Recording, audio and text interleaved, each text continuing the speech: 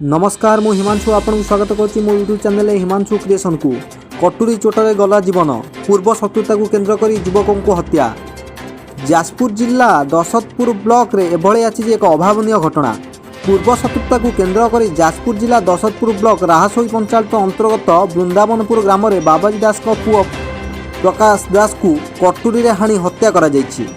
एही घटना रे अभियुक्त उक्त ग्रामर देव मल्लिक और दीपुना को जाजपुर टाउन पुलिस गिरफ्त करने सहित घरे थिबा 3टी कटुरी को जबत करिछि। राहासोई पंचायत वृंदावनपुर ग्राम में प्रकाश दास 35 वर्ष और देव मल्लिक 29 वर्ष मध्य विभिन्न कारण नहीं विवाद लगी रही।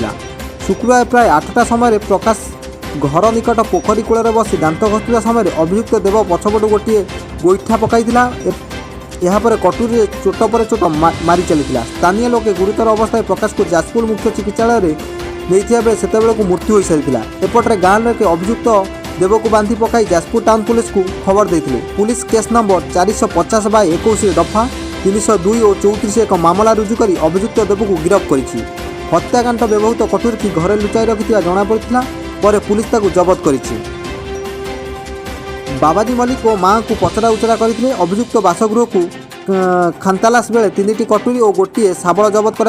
अभियुक्त देवर बापा और माँ को थाना अटक रखी जेरा कर। हत्या को नहीं वृंदावनपुर ग्राम में उत्तेजना लगी रही। एभली न्यूज अपडेट चैनल को लाइक शेयर और सब्सक्राइब करूँ।